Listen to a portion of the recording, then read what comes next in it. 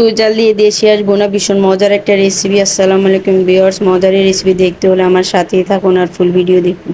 Video ভালো লাগলে চ্যানেলটি সাবস্ক্রাইব করে যাবেন, যাতে আমার পরবর্তী নতুন ভিডিওগুলো সবার আগে আপনার কাছে যায়। আমার রেসিপি ফলো করে হাঁস রান্না করলে কোনো প্রকার গন্ধ ছাড়ে পারফেক্টভাবে দেশি হাঁস অথবা যে কোনো হাঁস রান্না করতে পারবে। তো চুই জাল দিয়ে দেশি হাঁস ভুনা করার জন্য এখানে হচ্ছে আমি 2টা হাঁস নিয়েছি। হাঁস 2টা আমি কেটে তারপরে হচ্ছে সুন্দরভাবে পরিষ্কার করে ধুয়ে নিব। হাঁস যখন আপনারা পুড়ে নেবেন তখন হচ্ছে একটু হালকা হলুদ মাখিয়ে নিলে সুন্দর একটা কালার আসে।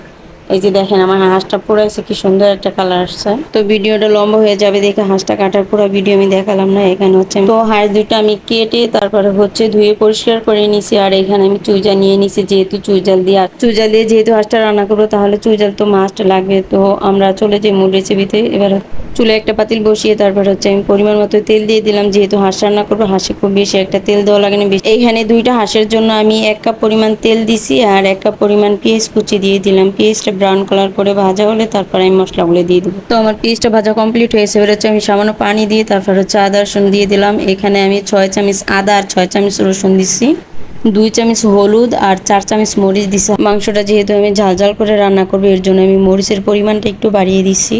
হাঁসে একটু মশলার পরিমাণটা বাড়িয়ে দিতে হয়। এখানে আমি গরম মশলা দিয়ে দিলাম, স্বাদ মতো লবণ দিয়ে দিলাম, তেজপাতা দিয়ে দিলাম। এবার হচ্ছে মশলাগুলোকে ভালোভাবে কষিয়ে নেব। তো মশলার উপরে তেল ওঠা পর্যন্ত হচ্ছে আমি মশলাটাকে ভালোভাবে কষিয়ে নিব। মশলা যত ভালোভাবে কষাবেন তরকারিটা তত টেস্ট হবে। এর আগে আমি চুই জাল দিয়ে চীনা হাঁস রান্নার ভিডিও দিছিলাম, বাট সবাই ভিডিওটা অনেক পছন্দ করছে, এর জন্য আবার হচ্ছে চুই জাল দিয়ে দেশি হাঁস রান্নার রেসিপি দিলাম। আমার মশলাটা কষানো কমপ্লিট হয়ে গেছে। এই যে দেখেন মশলার উপরে তেল উঠে গেছে। মশলার উপরে তেল উঠে গেলেই মশলাটা হচ্ছে পারফেক্ট ভাবে কষানো কমপ্লিট হয়ে যায়। যে দেখেন আমার মশলাটা পারফেক্ট ভাবে কষানো কমপ্লিট হয়ে গেছে। এবার হচ্ছে আমি মাংসগুলো দিয়ে দিব। আর এখানে আমি 1 ফোঁটাও পানি ইউজ করব না। মশলার ভিতরে মাংসগুলো দেওয়ার পর মাংস থেকে যে পানি বের হবে ওই পানি দিয়ে হচ্ছে আমি মাংসগুলো কষিয়ে নেব।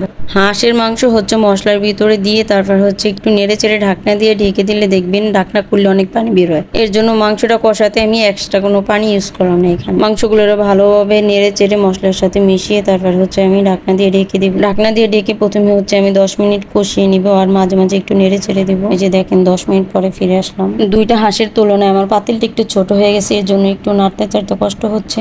বাট মাংসটা কষানোর পরে মাংসটা মিলে কমে যাবে, তখন আর হচ্ছে আর সমস্যা হবে না। তবে আপনারা একটু বড় পাতিলে নিবেন, তাহলে হচ্ছে নাড়াচাড়া দিতে একটু ইজি হবে। এবার হচ্ছে আমি ঢাকনা দিয়ে ঢেকে আরো 10 মিনিট কষিয়ে নিব। এই যে দেখেন 10 মিনিট পরে ফিরে আসলাম। মাংসটা প্রায় কষানো কমপ্লিট হয়ে গেছে। এবার হচ্ছে আমি নেড়ে চেড়ে তারপরে চুই জালটা দিয়ে দিব। চুই জালটা হলো আমি কষানোর শেষ পর্যায়ে ইউজ করব। তো এবার আমি মাংসের ভিতরে চুই জালটা দিয়ে দিব। এই যে দেখেন আমি চুই জালগুলো দিয়ে দিছি। যেহেতু 2টা হাঁস, এর জন্য আমি চুই জালের পরিমাণটা বাড়িয়ে দিছি। চুই জাল দিয়ে নেড়ে চেড়ে আমি হচ্ছে ঢাকনা দিয়ে ঢেকে 5 মিনিট কষিয়ে নিব। এই যে দেখেন নেড়ে চেড়ে ঢাকনা দিয়ে ঢেকে 5 মিনিটের মতো কষিয়ে নিব। চুই জালটা অবশ্যই কষানোর শেষ পর্যায়ে দিবেন, তাহলে খেতে বেশি টেস্ট হয়। চুই জাল দেওয়ার পর আরো 5 মিনিট কষিয়ে নিলাম। এই যে দেখেন আমার মাংসটা কষানো কমপ্লিট হয়ে গেছে। এবার আমি একটু ভালোভাবে নেড়ে চেড়ে তারপরে হচ্ছে ঝোল দিয়ে দিব। যে কোনো মাংসই আপনি হচ্ছে চুই জাল দিয়ে রান্না করলে মাংসের ভিতরে আলাদা একটা স্বাদ পাবেন। এবার আমি পরিমাণ মতো পানি দিয়ে 20 মিনিটের মতো রান্না করলে আমার রান্নাটা কমপ্লিট হয়ে যায়। আমার রেসিপি ফলো করে রান্না করলে ইনশাল্লাহ পারফেক্ট একটা রান্না করতে পারবো। আমার ভিডিওগুলো আমি খুব একটা বড় করি না, কারণ হচ্ছে আমি নিজে অতিরিক্ত লম্বা ভিডিও আর অতিরিক্ত কথা বললে আমার কাছে ভালো লাগে না। ইভেন এর জন্য আমি একটু শর্টকাটে ভিডিওগুলো দিই। তো বলক আসার পরে আমি ঢাকনাটা উঠিয়ে তারপর হচ্ছে জালটা মিডিয়াম আঁচ করে আবার ঢাকনা দিয়ে ঢেকে দিব।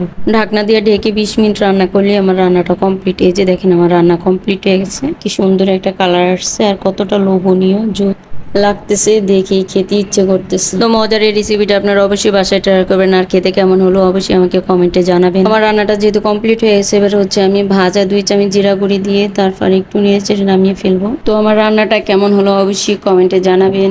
যারা এতক্ষণ ধৈর্য সহকারে আমার ভিডিও দেখতেছেন তাদের সবাইকে অসংখ্য ধন্যবাদ।